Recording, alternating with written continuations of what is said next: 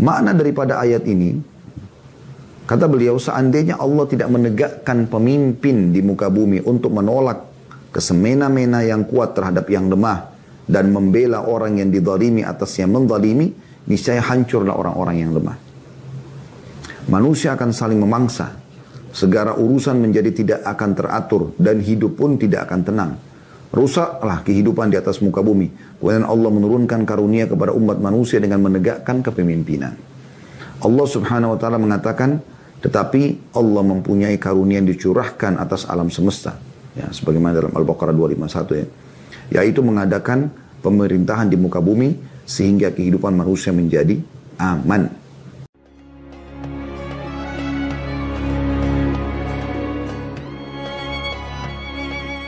Baik, tema kita hari ini insya Allah teman-teman sekalian sesuai yang kita sepakati pada teman-teman panitia, yaitu pemimpin ideal. Ya.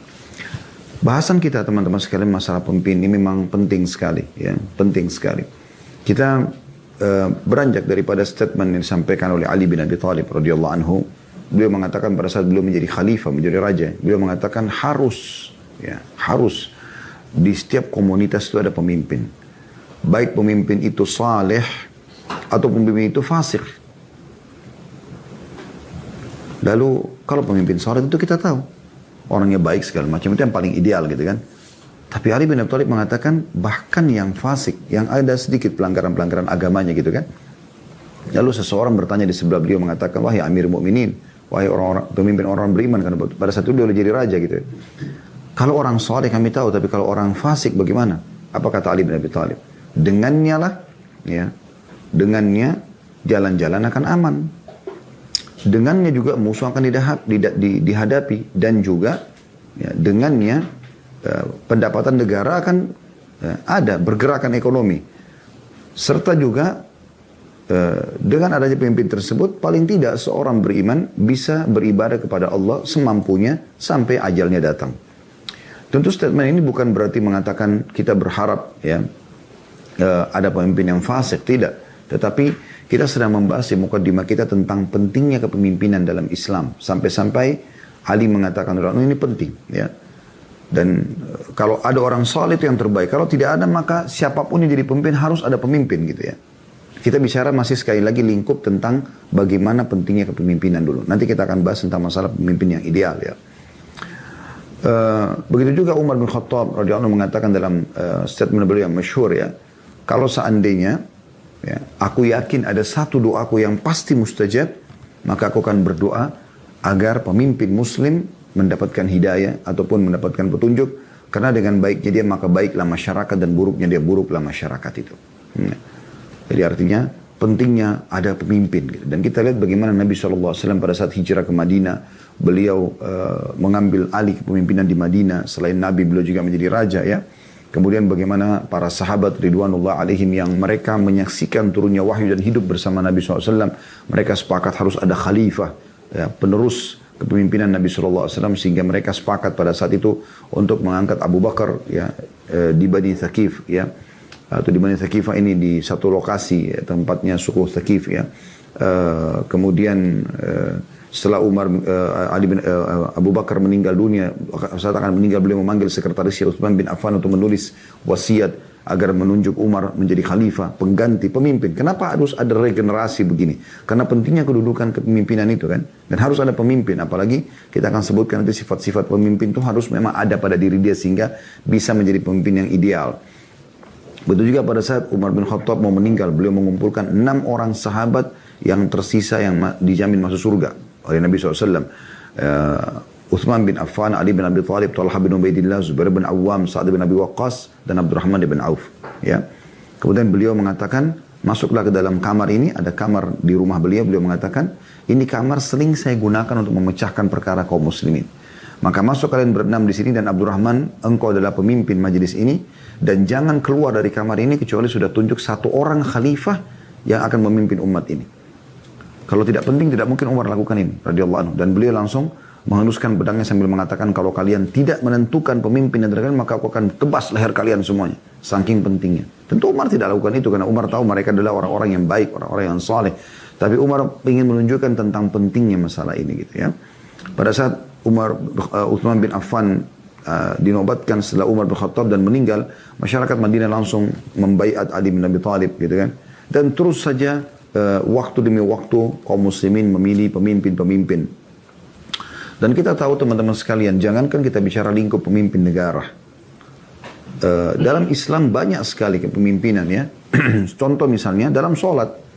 Ya. Ada imam dan kita kalau sholat berjamaah, pahalanya lebih besar, dimotivasi ya.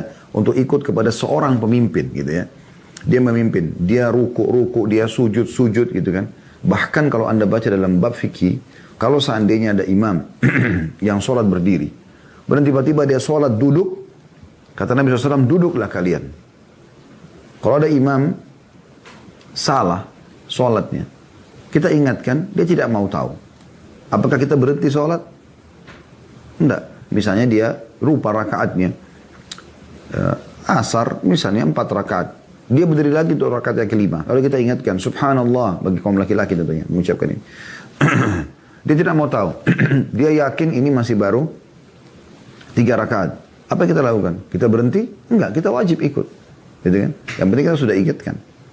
Dan Nabi SAW mengatakan kalau imam benar dia dapat pahala kalian. Kalau dia salah, maka bagi dia antara dia sama Tuhannya, mereka dia akan dapat tergantung niatnya dia dan kalian akan tetap sah sholatnya gitu. Kemudian kita tahu juga ada safar, dikenal dengan Amir Safar. Bagaimana Nabi SAW mengatakan janganlah seseorang dari kalian safar 2 orang atau lebih kecuali sudah menunjuk salah satu menjadi pemimpin dalam safar tersebut. Nah pemimpin ini menentukan berhenti di mana, jalan ke mana, jam berapa jalan gitu kan. Kita juga tahu ada pemimpin dalam perang, panglima perang. Dan Nabi SAW selalu mewasiatkan masalah wajib patuh kepada pemimpin perang tersebut. Walaupun anda merasa diri anda lebih pintar daripada dia. Contoh kasus bagaimana pada saat Amr bin As baru 3 bulan masuk Islam radhiyallahu anhu.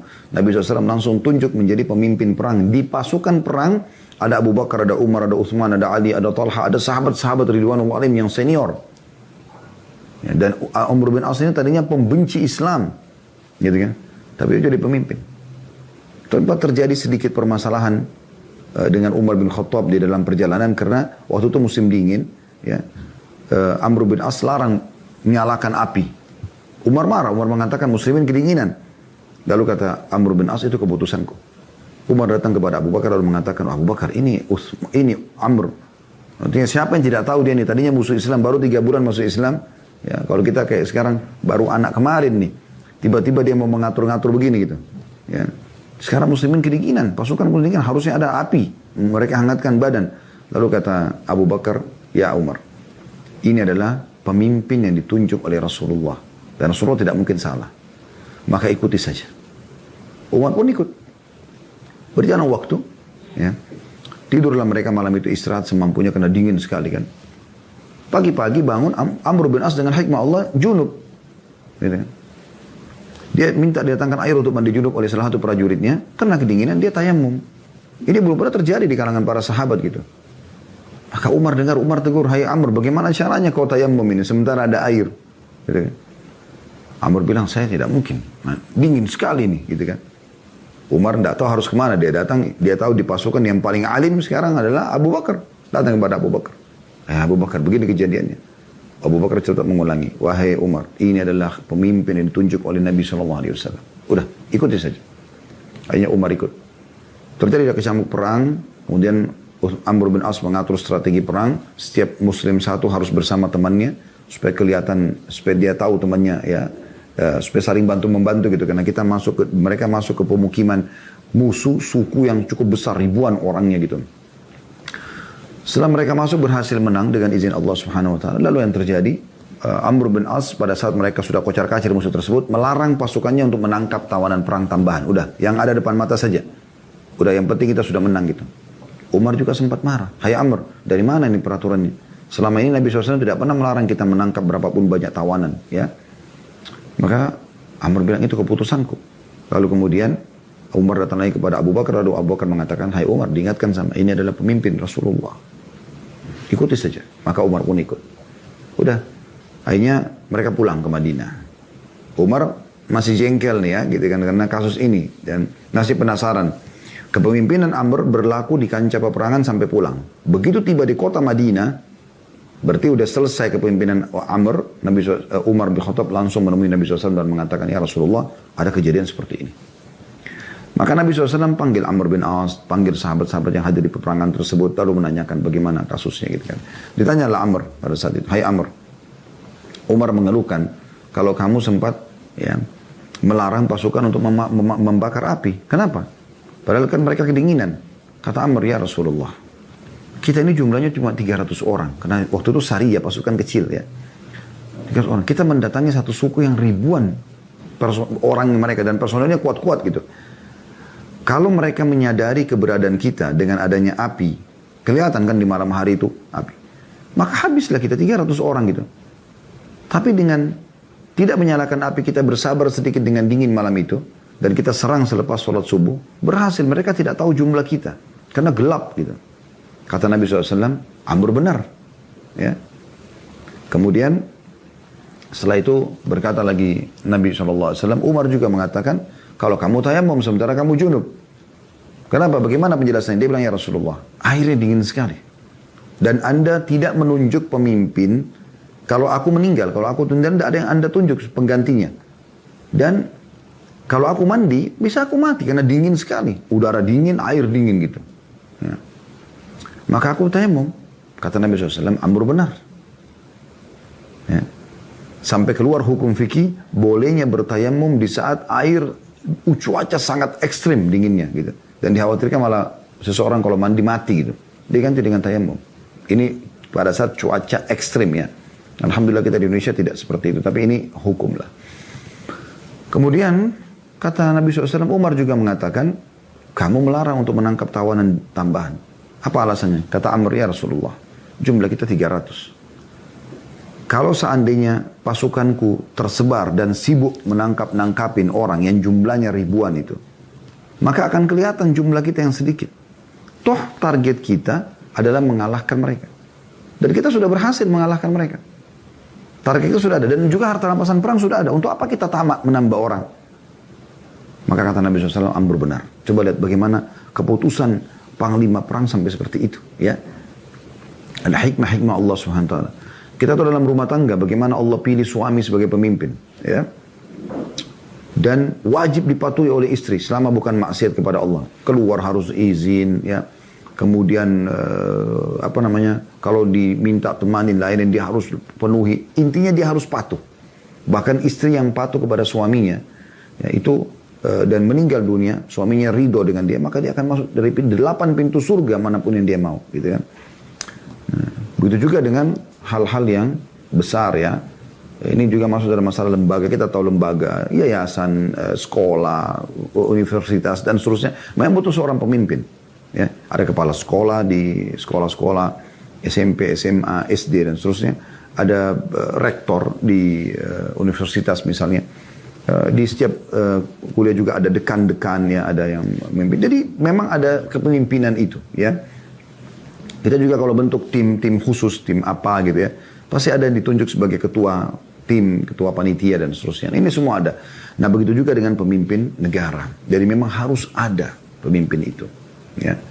Cuma memang sudah pernah kami bahas ini di beberapa tema yang lalu ya tentang masalah kepemimpinan. Kalau di komunitas Islam, wajar kalau orang Islam yang memimpin, gitu kan? Kayak kita di Indonesia gitu. Kalau selalu ada yang mengatakan, kenapa harus orang Muslim memimpin Indonesia? Karena memang kita mayoritas, gitu kan? Kita 80% lebih umat Islam. Kenapa bukan kita yang memimpin? Yang penting kan kita berlaku adil. Dan itu dicontohkan oleh Nabi SAW pada saat di Madinah kan gitu. Sebagaimana juga tidak mungkin seorang Muslim memimpin misalnya di Australia, ya, misalnya di Amerika, misalnya di beberapa wilayah di Eropa. Karena memang kita minoritas, nggak mungkin. Mereka juga tidak akan terima. Nah, berarti sangat wajar secara rasional di Indonesia, di Malaysia, di Brunei, di mana-mana negara yang mayoritas Muslim tidak menerima pemimpinnya non-Muslim. Dan itu wajar saja. Karena pasti akan beda kebijakan kan gitu. Kalau umat Islam masih toleransi kayak kita di Indonesia, alhamdulillah, selalu saja kita ada toleransi. Orang non-Muslim bisa beribadah sesuai dengan yang diinginkan. Tempat-tempat ibadah mereka silakan mereka jalankan, mereka punya hak seperti warga negara Indonesia. Yang penting mereka tidak buat kerusakan dan hukum berlaku, kan gitu. Seperti itu kan. Kita tidak berbicara adanya beberapa individu Muslim yang bom gereja, yang itu ngawur, itu salah gitu. Islam dia tidak mengatasnamakan Islam itu. Kalau memang itu boleh, maka kita semua akan melakukannya. Tapi mana orang-orang berakalnya umat Islam? Tidak pernah ada yang membom gereja. Kami tidak pernah menyampaikan, ayo kita serang gereja, bakar, ayo kita bom ini. Tidak pernah sama sekali. Dan memang tidak boleh. Tidak boleh. Dan setiap da'i muslim yang mengikuti sunnah Nabi SAW pasti akan memungkiri perbuatan terorisme seperti ini. Kan gitu. Jadi, memang umat Islam wajar kalau memimpin. Gitu kan? Nah ini poin yang perlu kita ketahui. Dan juga ada perkataan At-Turtushi ya, dalam kitab Sirajul Muluk yang menarik untuk dibahas juga. Beranjak daripada firman Allah SWT surah Al-Baqarah, surah nomor 2 ayat 251 tentang masalah pentingnya kepemimpinan ya. Ini kisah tentang Nabi Daud alaihissalam pada saat diberikan pemerintahan oleh Allah SWT waktu dia membunuh Raja Zalim pada saat itu ya. Allah SWT mengatakan di akhir ayatnya, kita tidak bahas dari awal, karena awalnya kisah Nabi Daud AS cukup panjang, tapi di akhir ayat ini saksi bahasan. Beliau mengangkat potongan ayat ini. Bunyinya, A'udzubillahi minasyaitonirrajim, walaula daf'ullahi nasa ba'dahum bi ba'din lafasadatil ard. Ya. Artinya, seandainya Allah tidak menolak keganasan ya, sebagian manusia dengan sebagian yang lain, maka pasti terjadilah kerusakan di muka bumi. Ya. Teman-teman sekalian, waktu itu Raja Zalim ada. Dia membuat kerusakan di muka bumi. Maka butuh gerakan untuk melakukan, untuk menghilangkan kezaliman dia. Allah SWT membentuk, memudahkan orang-orang beriman itu membentuk pasukan, diantaranya Daud AS masuk, sampai Allah mudahkan dia membunuh Raja Zalim tersebut. Lalu Allah berikan dia pemerintahan. Ya. Makna daripada ayat ini, kata beliau, seandainya Allah tidak menegakkan pemimpin di muka bumi untuk menolak kesemena-mena yang kuat terhadap yang lemah dan membela orang yang dizalimi atas yang menzalimi, niscaya hancurlah orang-orang yang lemah. Manusia akan saling memangsa, segala urusan menjadi tidak akan teratur dan hidup pun tidak akan tenang. Rusaklah kehidupan di atas muka bumi. Kemudian Allah menurunkan karunia kepada umat manusia dengan menegakkan kepemimpinan. Allah Subhanahu wa taala mengatakan, tetapi Allah mempunyai karunia yang dicurahkan atas alam semesta. Ya, sebagaimana dalam Al-Baqarah 251 ya. Yaitu mengadakan pemerintahan di muka bumi sehingga kehidupan manusia menjadi aman. Karunia Allah Subhanahu wa taala atas orang yang zalim ya, ialah dengan menahan tangannya dari perbuatan kezalimannya. Sedangkan karunianya atas orang yang zalimi ialah dengan memberikan keamanan dan bertahannya tangan orang yang zalim terhadapnya. Ya, seperti itu. Pemimpin ini teman-teman sekalian, dalilnya cukup banyak juga dalam Islam. Dan kalau ada di antara kita yang mengikuti acara ini, Allahu a'lam, dia diberikan oleh Allah SWT amanah kepemimpinan, terutama pemimpin negara. Ya. Baik dari presiden, kemudian jajarannya semua menteri-menteri, kemudian mungkin lingkup lebih di bawahnya, misalnya gubernur, di bawahnya lagi misalnya wali kota atau bupati, di bawahnya lagi mungkin kepada camat, lurah, RW, RT, itu semua ya jajaran kepemimpinan. Atau Anda mungkin memimpin lembaga ya. Maka renungi ini teman-teman sekalian. Ya. Pada saat Anda bisa menjalankan amanah itu dengan baik. Bukan menungganginya untuk maslahat pribadi. Tapi bagaimana menjadikannya sebagai sebuah ajang pahala. Setiap muslim itu yang berakal dan fahami agamanya, maka dia akan menunggangi apapun yang ada di depannya untuk mendapatkan rahmat Allah Subhanahu wa taala, untuk mendapatkan balasan di akhirat. Bukan mendapatkan manfaat dari apa yang sedang diamanahkan pada dia itu, ya. Ada banyak orang begitu menjabat, yang paling pertama dia pikirkan adalah apa yang harus saya dapatkan dari ya pekerjaan ini yang berupa maslahat pribadi, terutama materi. Korupsi terjadi akhirnya, gitu kan. Akhirnya manipulasi data, nepotisme dan segala macam hal yang bisa mereka lakukan.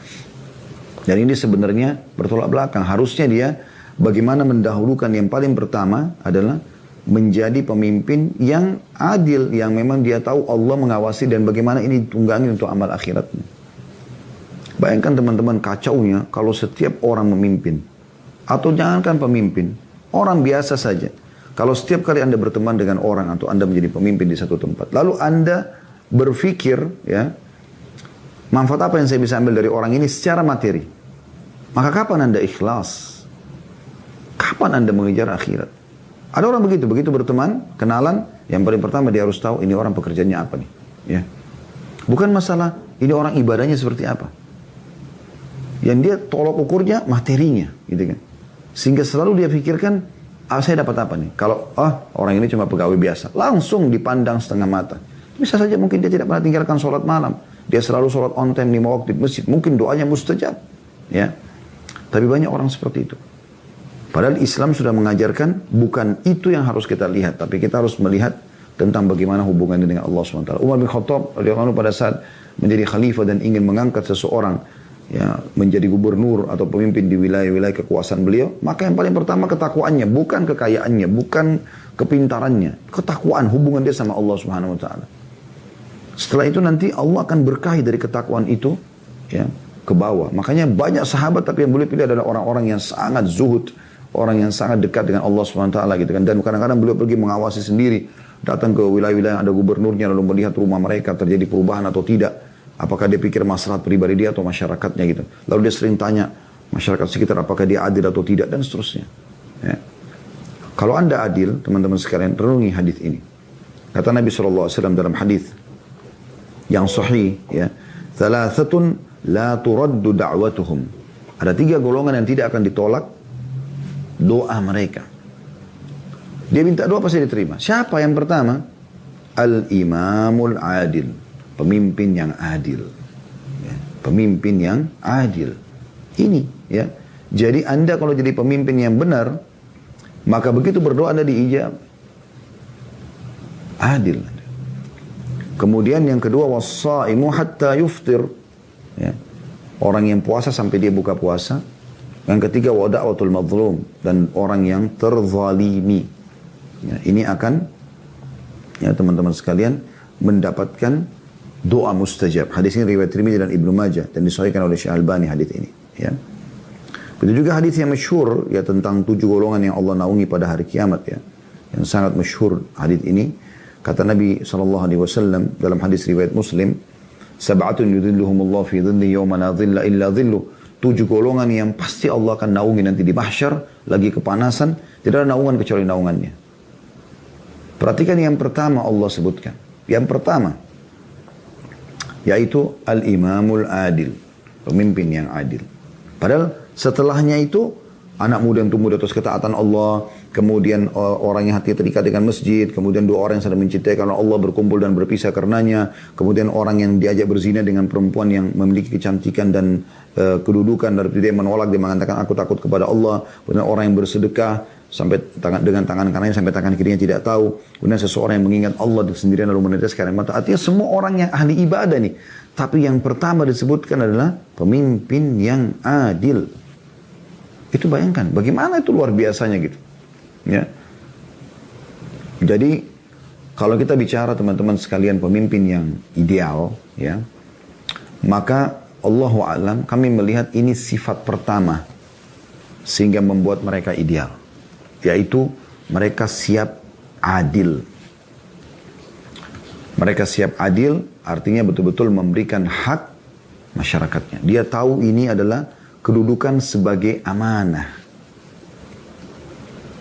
Sehingga dia tidak akan memilah, bukan karena ini punya hubungan sama dia, punya hubungan kekerabatan, dia kenal keluarganya lalu kemudian zalim lalu dia tolong yang terzalimi ya, yang harusnya dia tolong dengan kedudukan dia, enggak malah dia bengkalikan karena dia pikir dia tidak kenal orangnya. Tidak, bukan begitu. Ya. Makanya Umar bin Abdul Aziz rahimahullah, seorang khalifah masyhur yang memimpin tahun 99 sampai 100 Hijriah, itu pernah beliau lagi menempel sendiri dinding rumahnya yang rusak ya. Dan itu sudah biasa terjadi dalam keseharian beliau. Tiba-tiba ada anaknya lari mendekati dia dan berdarah bagian kepalanya gitu ya. Dan di belakangnya ada seorang ibu mengejar bersama dengan anaknya juga gitu, dalam kondisi kayak ketakutan gitu. Lalu kemudian tiba-tiba Umar bin Aziz melihat lalu dia bertanya pada anaknya, ada apa dengan kau? Dia mengatakan, orang ini memukul kepala saya, ditunjuklah anak itu gitu. Maka Umar tanya ya kepada ibu itu, ada apa ibu? Dia bilang, saya minta maaf wahai Amir Mukminin, anak saya tadi berantem sama anak anda, terus kemudian dia dipukul, maka dia balas memukul. Ya. Dia dipukul, jadi anak ini duluan dipukul gitu. Lalu dia balas memukul. Maka Umar bin Abdul Aziz memastikan ternyata betul anaknya yang salah. Setelah ditanya kembali ke anaknya mengakui kesalahan tersebut. Maka akhirnya Umar mengatakan, ketahuilah wahai ibu, ya, bahwasanya tidak ada kezaliman di sisiku. Dan ditanya, apakah ibu sudah terdaftar orang-orang yang menerima bantuan dari negara? Dia mengatakan belum. Maka kata Umar bin Abdul Aziz, pastikan anda akan mendapatkan itu. Ya. Jadi bagaimana keadilan yang ada. Dia tidak memandang ini apakah anaknya atau bukan. Gitu. Tidak penting bagi dia. Gitu. Tidak penting orang itu tidak punya kedudukan. Yang penting keadilan. Karena dia tahu dia akan dihisap oleh Allah subhanahu wa ta'ala pada hari kiamat nanti. Nah, ini poin yang perlu digarisbawahi ya. Dan kalau anda teman-teman sekalian mau menambah ya banyak sekali perkataan-perkataan statement para salafus saleh tentang bagaimana pemimpin yang adil itu dapat kedudukan yang sangat tinggi. Misalnya Qais bin Sa'ad radhiyallahu anhu, ini sahabat Nabi. Qais sahabat, Sa'ad ibn Ubadah ayahnya juga sahabat ridwanullah alaihim. Dia berkata, sehari bagi imam yang adil lebih baik daripada ibadah seseorang di rumahnya selama 60 tahun. Ya. Saya ulangi kata Qais radhiyallahu anhu, sehari bagi imam yang adil lebih baik daripada ibadah seseorang individu di rumahnya 60 tahun. Karena dia kalau mengambil satu keputusan yang adil, maka akan maslahatnya kemana-mana gitu. Ya. Begitu juga Masruq berkata, rahimahullah, seorang tabi'in yang masyhur, andai kata aku memutuskan hukum dengan hak sehari saja, maka itu lebih aku sukai daripada aku berperang di setahun di jalan Allah. Kalau ada keputusan yang aku harus ambil, misalnya sebagai suami, misalnya sebagai seorang pimpinan lembaga, apalagi kalau sampai pimpinan negara ya. Kata Masruq, kalau aku mengambil satu keputusan adil, kebenaran aku tegakkan dan yang batil aku akan perangi gitu kan. Sehari saja, maka lebih aku cintai daripada setahun berperang di jalan Allah. Itu kan luar biasa. Abu Hurairah radhiyallahu anhu mengatakan, amal seorang imam yang adil terhadap rakyatnya sehari saja lebih utama daripada ibadah seorang ahli ibadah di tengah keluarganya selama 100 atau 50 tahun. Keputusan adil pemimpin ini. Ya. Sehari saja kata Abu Hurairah, lebih baik, lebih utama daripada ibadahnya ahli ibadah 50 atau 100 tahun di rumahnya. Ya. Itu kan luar biasa gitu. Ya. Kemudian juga dinukil dari Sa'ad bin Sulaiman bin Zaid bin Thabit. Ya.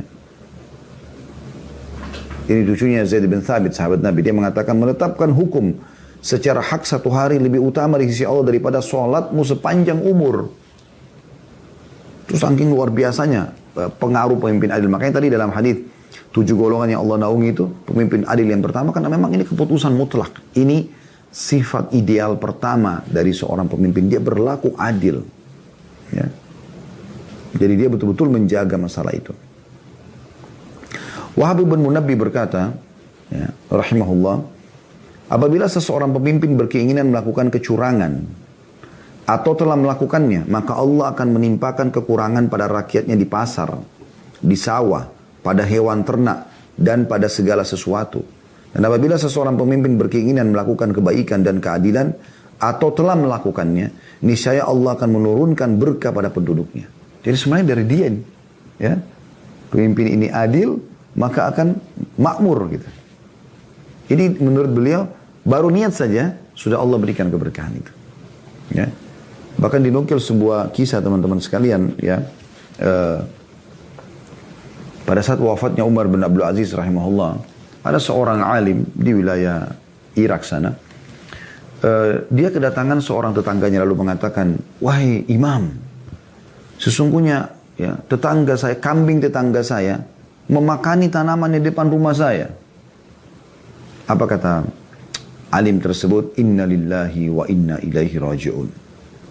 Sesungguhnya telah wafat Amir Mu'minin pada hari ini. Padahal mereka waktu itu belum ada medsos. Belum ada medsos gitu. Tapi orang ini mengatakan inna lillahi wa inna ilaihi raji'un. Dia bilang Umar bin Abdul Aziz meninggal. Rajanya. Kata orang yang sedang tadi merasa terzalimi itu, dia mengatakan, kenapa anda mengatakan itu? Iya. Karena dia bilang pada saat Umar bin Abdul Aziz bernobat menjadi khalifah, dia mengatakan tidak boleh ada kezaliman di wilayahku. Dan kita bisa lihat selama 2 tahun beliau memimpin, belum pernah teman-teman sekalian ada kejadian kezaliman. Sampai dikatakan dalam buku-buku sejarah, belum pernah di masa 2 tahun itu serigala memangsa domba. Coba bayangkan.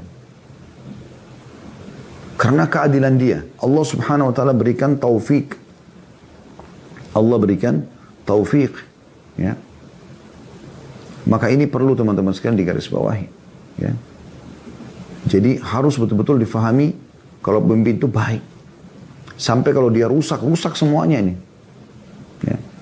Sebagaimana Al-Walid bin Hisham berkata, rahimahullah, sungguhnya rakyat akan rusak karena rusaknya pemimpin. Dan akan menjadi baik karena baiknya pemimpin. Artinya, kalau pemimpin itu baik, gitu kan, dia berlaku adil, maka akan baik. Tidak usah gitu teman-teman. Kita sekarang berumah tangga misalnya.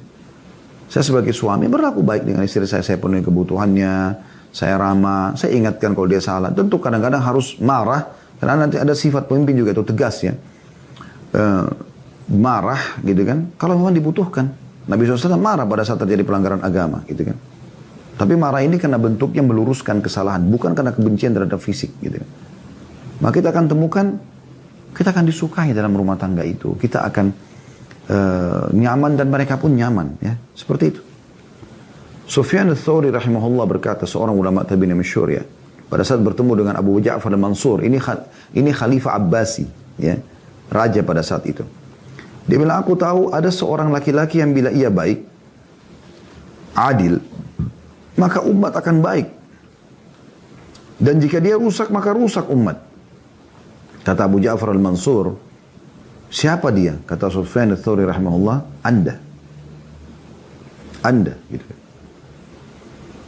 Maka pemimpin yang adil ini pasti pemimpin yang ikut bersama dengan rakyatnya. Rakyat mendapatkan keadilan yang sama semua. Tidak ada yang diistimewakan.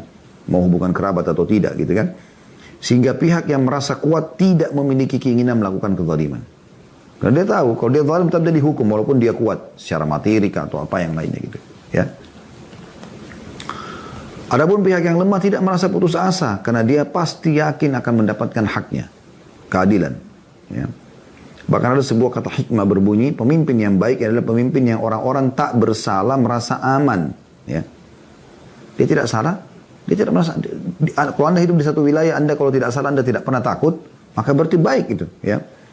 Dan orang-orang yang bersalah merasa takut, itu dianggap wilayah yang luar biasa gitu ya.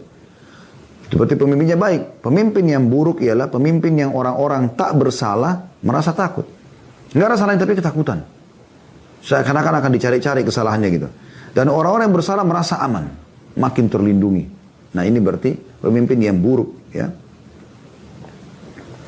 Umar bin Khattab radhiyallahu anhu pernah mengangkat Al-Mughirah ibn Syu'bah radhiyallahu anhu majma'in. Seorang sahabat juga.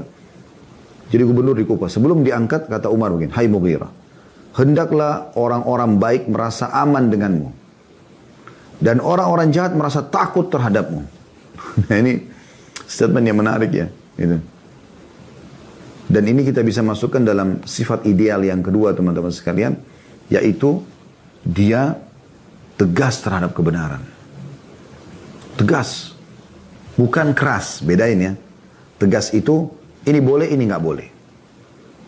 Karena dibutuhkan, kalau pemimpin itu tidak tegas, lemah, keputusannya tidak ada, dia semuanya menterinya yang ambil keputusan, atau wakilnya, atau kayak di rumah tangga istrinya yang ambil keputusan, anaknya ambil keputusan, atau di lembaganya malah di sekolah misalnya guru-gurunya, bukan dia. Lalu apa gunanya jadi pemimpin dia? Tapi dia tegas pada sesuatu yang benar ya. Ini boleh, ini nggak boleh, selesai. Ini instruksi jalankan. Ini penting sekali. Ya. Karena ini hal yang harus digarisbawahi ya. Ada satu kata hikmah diambil dari bahasa Arab, terjemahnya kurang lebih begini. Dikatakan seburuk-buruk harta ialah yang diinfakkan. Ya maaf, seburuk-buruk harta yang tidak diinfakkan. Seburuk-buruk harta yang tidak diinfakkan. Seburuk-buruk teman yang lari ketika dibutuhkan. Kita butuh dia malah tidak ada. Seburuk-buruk pemimpin, ini saksi bahasan kita, ialah pemimpin yang membuat orang-orang baik takut. Seburuk-buruk negeri adalah negeri yang tidak ada kemakmuran dan keamanan. Dan sebaik-baik pemimpin adalah pemimpin yang seperti burung elang yang dikelilingi bangkai. Bukan pemimpin yang seperti bangkai yang dikelilingi oleh burung elang. Ya. Artinya dia pemimpin. Orang-orang jahat semuanya takut sama dia. Di sini teman-teman sekalian bukan masalah ditakuti ini menjadi sebuah poin. Bukan untuk ditakuti. Tapi orang yang jahat takut, bukan semua orang, yang jahat takut, karena orang ini tegas, salah benar, nggak ada, itu baru punya sifat kepemimpinan. Siapapun depan mata dia nggak melihat jabatan orang, dia nggak melihat jalur nasabnya, dia nggak melihat hubungan kekerabatan, kenal atau tidak kenal, intinya salah yang benar, ya. Ini sifat yang harus diketahui. Sifat ideal yang ketiga, teman-teman sekalian, yang mungkin kita bisa katakan ini pemimpin, ya, yaitu pemimpin yang suka memaafkan. Jangan pernah mengkhayal teman-teman sekalian, tidak ada orang yang jelek-jelekin Anda. Mustahil itu. Mengkhayal itu. Anda mau semua orang acung jempol begini? Nggak bakal terjadi, teman-teman sekalian. Mustahil. Akan ada orang yang beginikan Anda. Sehebat apapun Anda menjaga itu. Loh kok bisa Ustaz bilang begitu? Coba lihat kehidupan Nabi SAW. Coba lihat kehidupan para nabi-nabi. Bukankah mereka manusia terbaik? Apakah semua orang acungkan jempol untuk Nabi SAW? Bahkan di Mekah yang langsung menjelekkan Nabi SAW siapa? Paman kandungnya, sekaligus besannya, Abu Lahab. Saking bencinya dengan Nabi SAW dan Islam, dia suruh anak laki-lakinya menceraikan anak perempuan Nabi SAW. Dan dia sama istrinya yang Allah ceritakan dalam surah Masad sengaja menghalang-halangi jalanan gitu kan.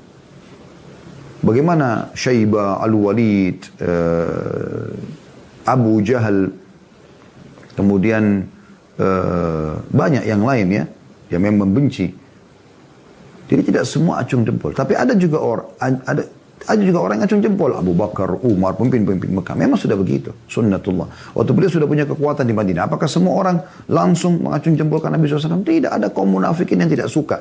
Tapi yang perlu kita garis bawahi. Selama kita di atas kebenaran agama Allah Subhanahu Wa Taala. Berarti yang suka kita orang-orang yang sejalan dengan kita pastinya. Yang juga mencintai Allah. Yang tidak sejalan sama kita itu yang benci. Nah itu orang munafik. Orang-orang yang jauh. Sudah begitu. Itu tolak ukurnya. Yang penting Anda tahu Anda benar. Nah, pemimpin di sini lebih mendahulukan memaafkan. Bagaimana pada saat orang-orang munafik di Madinah dikenal menjelek-jelekkan Nabi SAW, menyebarkan isu bohong segala macam. Beberapa kali sahabat Umar bin Khattab, Khalid bin Walid radhiyallahu anhu ajma'in menawarkan, ya Rasulullah izinkan saya tebas lehernya, bunuh saja. Kalau kita berpikir ya, kalau mau pakai akal manusia, bukan menggunakan hukum Allah, ya matikan selesai, habis bahayanya gitu kan, tidak akan mengganggu lagi. Tapi tidak. Nabi SAW mengatakan apa? Jangan. Nanti orang-orang akan berkata Muhammad membunuh sahabatnya. Orang ini statusnya muslim sekarang. Dan dia hidup bersama aku berarti dianggap sahabat. Maka jangan. Kalau ada yang kejahatan dilakukan, dihukum. Tapi jangan dibunuh. Kecuali memang perbuatan yang mengharuskan membunuh gitu. Dan Allah SWT mengatakan kepada Nabi Muhammad SAW dalam surah Al-A'raf, surah nomor 7 ayat 199, A'udzu billahi minasyaitonir rajim, khudil afwa wa'mur bil urfi wa'arid 'anil jahilin. Jadilah engkau pemaaf, ya. Dan suruhlah orang mengerjakan yang ma'ruf, yang baik-baik, ya. Serta berpaling dari orang-orang yang bodoh. Kalau orang itu mau menjelekkan Anda, mau memfitnah Anda, bodohan, Anda tidak lakukan apa-apa. Biarin aja. Ada Allah yang mengawasi dia dan Allah punya cara memberhentikan dia. Tak perlu Anda habiskan energi untuk itu. Anda tetap kerja saja. Tunjukkan kinerja Anda. Tunjukkan kebaikan. Allah punya cara. Itu sudah jadi rahasia umum dan kaidah umum teman-teman sekalian. Ya. Tapi di sini Allah menyuruh Nabi SAW sebagai pemimpin. Jadilah engkau pemaaf. Karena kalau setiap orang yang menjadikan kita jengkel, kita mangkel. Kalau yang jengkel sama kita 100 orang. Berarti kita sedang terbebani dengan 100 orang yang kita jengkeli. Untuk apa? Nggak perlu. Nggak usah bergaul sama mereka. Ya lupain seperti tidak ada aja. Udah. Sederhanakan. Ini resep awet muda juga sekalian. Teman-teman sekalian. Dan Allah juga menyebutkan dalam surah Al-Imran. Surah nomor 3 ayat 134. Ya. A'udzu billahi minasyaitonir rajim. Alladzina yunfiquna fis sarra'i wad dharra'i wal kadhiminal ghaidha wal 'afina 'anil nas. Wallahu yuhibbul muhsinin. Orang-orang yang menafkahkan hartanya baik di waktu lapang maupun sempit, dan orang-orang yang menahan amarahnya ya, pada saat dia bisa melampiaskan. Kadhimil ghaidh itu emosi yang bisa kita lampiaskan karena kita sebenarnya benar gitu kan. Dan suka memaafkan orang lain, dan Allah menyukai orang-orang yang berbuat kebajikan. Sebenarnya sih mungkin Anda mengatakan enak benar orang itu sudah buat jahat saya maafin. Anda tidak sadar atau tidak menyadari teman-teman, Allah lebih tahu kenapa kita disuruh memaafkan. Karena Allah tahu orang yang suka memaafkan dadanya lapang. Udah dilupain aja. Gini, dan kalau Anda memaafkan seseorang yang berbuat salah, Anda dapat pahala di sisi Allah SWT. Dia, ya, kalau Anda tidak ucapkan di depan dia, sudahlah orang ini, oh sudah saya maafin. Antara Anda sama Allah SWT. Dia tidak terlepas dari hukum sampai dia minta maaf juga. Kecuali Anda bahasakan ke depan dia, udah saya sudah maafin kamu ya. Ya. Aisyah berkata radhiyallahu anha, aku tidak pernah melihat Rasulullah SAW membalas dendam terhadap kezaliman. Padahal beliau mampu. Ya. Yang dilakukan terhadap beliau tidak pernah. Gitu. Hanya saja bila sesuatu dari hukum Allah dilanggar, maka tidak ada satupun yang dapat menghadang kemarahan beliau SAW. Pada saat beliau berdakwah di Taif, dilempari batu. Sudah keringatan, diusir, jalan kaki dari Mekah ke Taif. Sekarang aja kalau naik mobil teman-teman 1 jam, 1 jam setengah baru sampai ke Taif. 1 jam lah kurang lebih. Jauh naik mobil ya. Kecepatan dari 100 km per jam. Nabi SAW jalan kaki dulu. Capeknya luar biasa gitu. Hanya untuk menyampaikan Islam. Tiba di sana ditolak. Dan pemimpin mereka di Taif itu mengambil batu. Suruh masyarakat ambil batu, lempar kaki Nabi SAW yang sedang diangkat. Sampai berdarah-darah. Keluar dari pintu gerbang, ditutup pintu gerbang, dipermalukan, tanda kutip di sini. Nabi SAW jalan, tertati-tati dalam kondisi seperti itu. Lalu beliau mengatakan di bawah sebuah pohon lagi panas keringatan, ya Allah, kemana engkau akan arahkan aku? Karena Mekah tolak dakwah, ke Taif tolak. Beliau waktu itu tidak punya inisiatif, belum punya tempat lain, Madinah belum terbuka pada saat itu. Maka dia mengatakan, kemana engkau arahkan aku ya Allah? Kepada musuh yang akan menghancurkanku, atau kepada masa depan yang tidak jelas. Tapi kalau engkau tidak marah padaku ya Allah, aku tidak peduli. Maka langsung Jibril datang bersama malaikat yang khusus mengurus semua gunung-gunung di muka bumi ini. Kata Jibril, hai Muhammad, Allah telah mendengar yang kau ucapkan ini. Bersama aku sekarang Allah utus malaikat penjaga gunung. Tinggal kau perintahkan saja. Dia bisa menyatukan antara gunung-gunung 2 kota ini, Mekah sama Taif. Dua-duanya habis sejarah. Dalam sejarah manusia habis semuanya. Toh juga dakwahmu akan tersebar. Atau kau maafkan mereka, dan dakwahmu akan tersebar. Bayangkan pilihan dalam kondisi berdarah-darah, emosi nih ya. Apa kata Nabi SAW? Aku memaafkan mereka. Semoga saja dari keturunan mereka keluar orang-orang yang beriman kepada Allah. Keluar dari Al-As bin Wa'il, Amr bin As. Keluar dari Khattab, Umar. Ya. Keluar dari Abu Jahal. Ada Ikrimah. Dari sahabat-sahabat yang mulia ini. Ridwanullah alaihim. Gitu kan. Ada kejadian unik ya.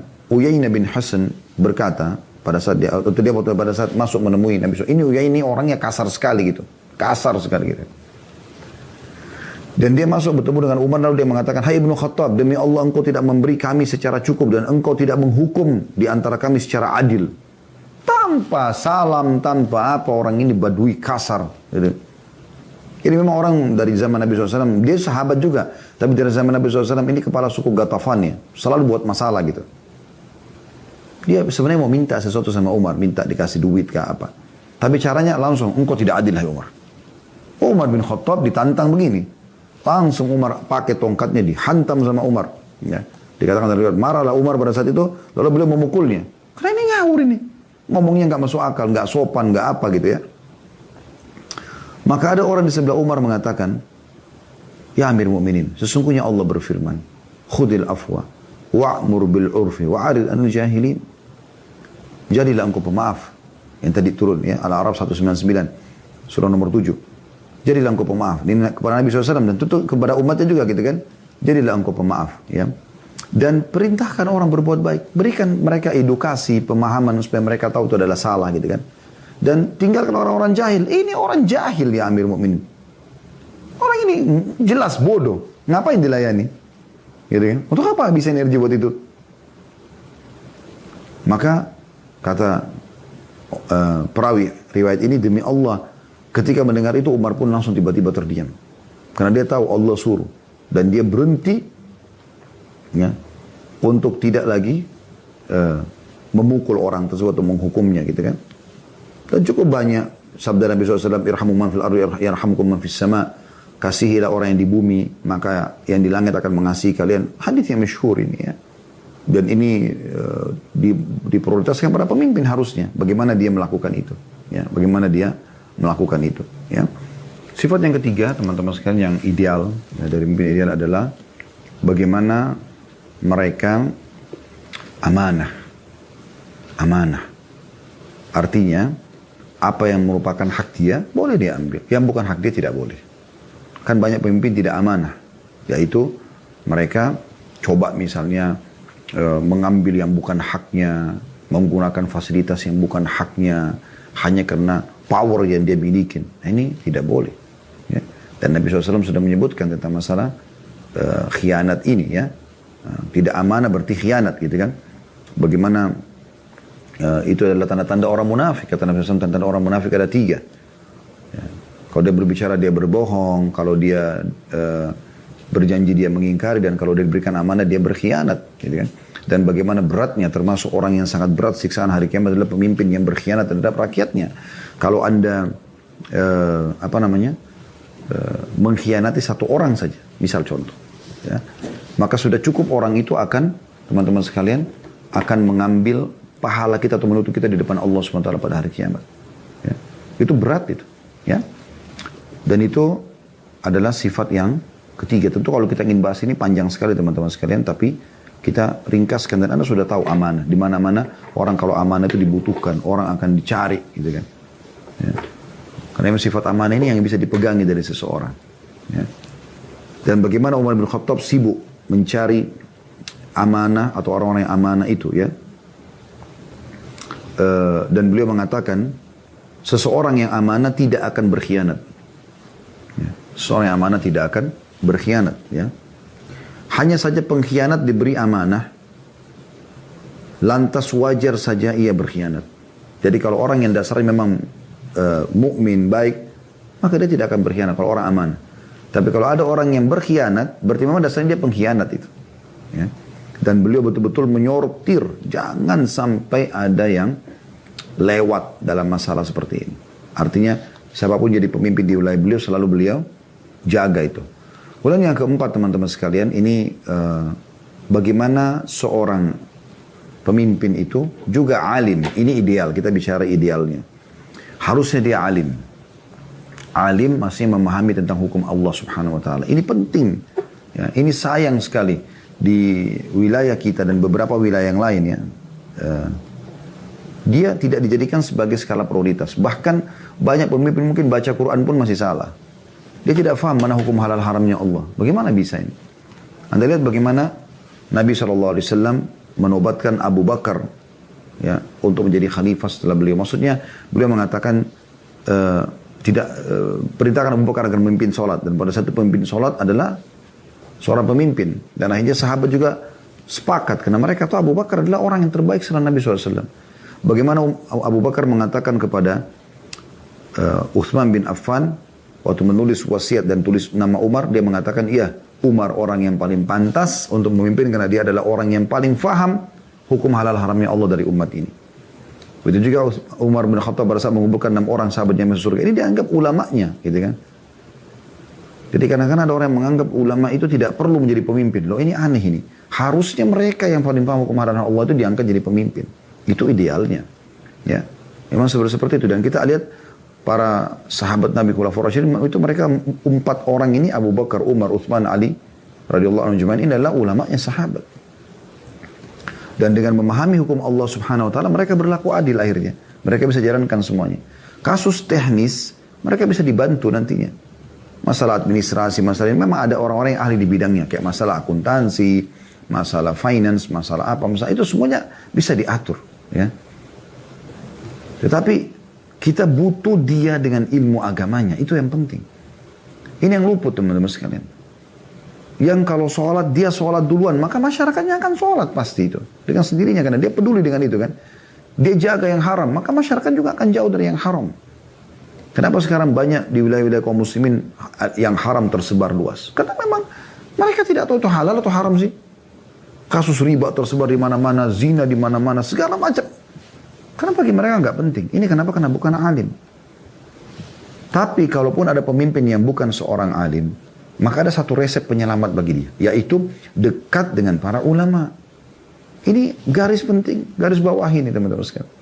Karena kalau mereka jauh dari ulama, maka akan hancur semuanya. Siapa yang akan memandu mereka? Orang-orang jahil dari sisi agama, pasti jadi haram, haram pun jadi halal. Coba kita renungi sama-sama dengan hadis Nabi SAW ini ya. Yang kata Nabi SAW, hadis ini diriwayatkan oleh Bukhari.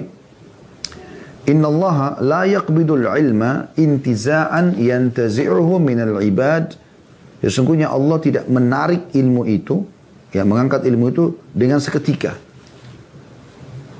Maksudnya sini ilmu agama ya, sehingga mereka tahu apa yang Allah ridhoi, apa yang Allah tidak ridhoi gitu ya. Walakin yaqbidul ilma biqabdil ulama. Tetapi Allah mengangkat ilmu itu dengan mewafatkan para ulama. Hatta idza lam yabqa aliman ittakhadha an-nasu ru'usan juhalan. Sampai kalau sudah tidak lagi orang alim, tidak peduli lagi dengan keberadaan mereka, ataupun mereka sudah wafat, maka mulailah orang akan mengambil pemimpin-pemimpin yang bodoh. Ya. Fasu'ilu fa'aftau bighairi ilmin fadallu wa adallu. Dan pada saat mereka ditanya, maka mereka bicara tanpa ilmu. Akhirnya mereka sesat lagi menyesatkan. Ini terjadi. Apa Imam Turtusi mengatakan rahimahullah? Resapilah hadits ini baik-baik. Sesungguhnya musibah menimpa manusia bukan karena ulama. Bila para ulama telah wafat, lalu orang-orang jahil mengeluarkan fatwa atas dasar kejahilannya, maka itulah musibah yang menimpa manusia. Ya. Jadi kedudukan mereka ini penting. Ada lagi hadis lain ya, yang anda perlu renungi ya. Bagaimana Nabi SAW mengatakan, al-ulama warathatul anbiya. Para ulama pewarisnya para nabi. Ini mutlak. Nabi-nabi siapa? Pemimpin manusia yang menerapkan hukum Allah Subhanahu Wa Taala, gitu ya. Maka pewaris para nabi pada saat nabi meninggal siapa? Para ulama. Tentu kita bicara sini ulama rabbani. Ulama yang betul-betul faham tentang hukum halal-haramnya Allah dan dia terapkan dalam kehidupan mereka. Bukan hanya sekedar status saja. Ya. Status gelar. Ustadz, doktor, profesor, kiai. Bukan gelar. Tapi isi. Berisi nggak ini orangnya dari sisi hukum agama Allah. Dan bagaimana praktek dalam keseharian dia. Banyak orang gelarnya banyak. Tapi nggak ada praktek dalam hidupnya. Ya. Ini perlu digarisbawahin. Dia harus berilmu. Ini sifat yang keempat ya. Sifat yang kelima teman-teman sekalian, dia harus sehat. Jasmani, rohani ya. Dia tidak cacat gitu. Dan dia sudah umum. Karena bagaimana kalau dia misalnya memimpin sementara dia cacat secara fisik, susah gitu kan. Pemimpin kan butuh cekatan. Ya. Ini termasuk yang kelima ya. Dia harus selamat dari itu. Kemudian yang keenam teman-teman sekalian. Dia berani, punya sifat keberanian membela kebenaran. Wilayahnya, mempertahankan wilayahnya dan kebenaran itu. Di sini berani dalam menghadapi musuh di sini. Karena kalau dia lemah, susah. Ya. Anda bisa lihat bagaimana Al-Mawardi rahimahullah dalam buku Al-Ahkam Sultaniyah menyimpulkan tadi yang kita sampaikan itu.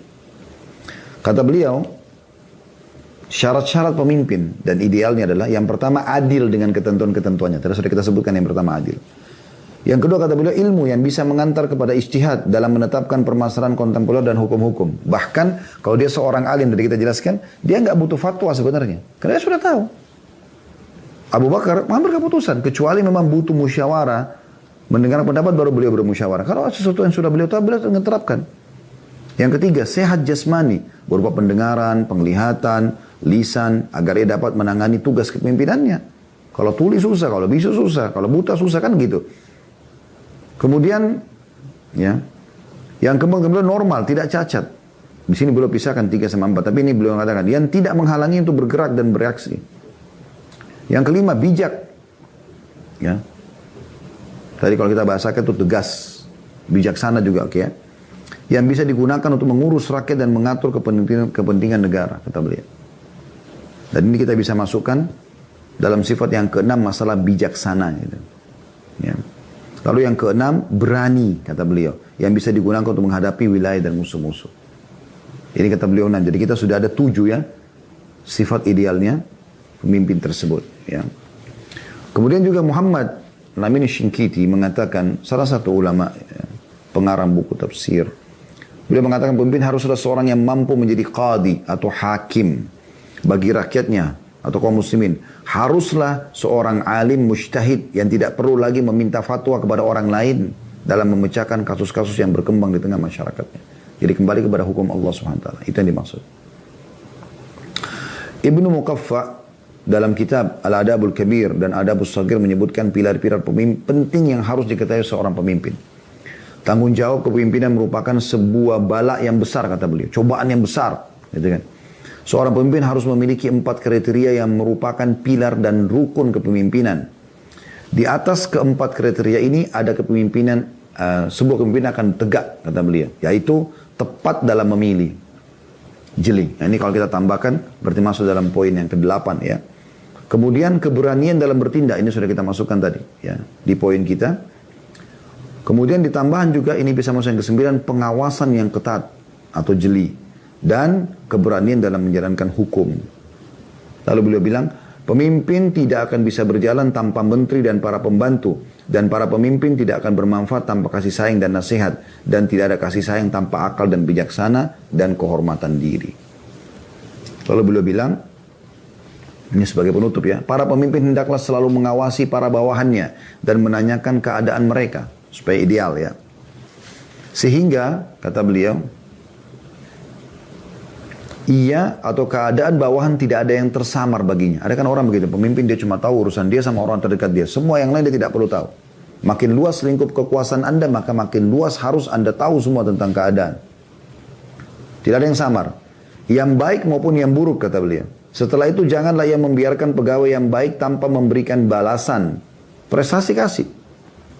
Dan janganlah membiarkan pegawai yang nakal dan yang lemah tanpa memberikan hukuman ataupun tindakan atas kenakalan dan kelemahannya itu.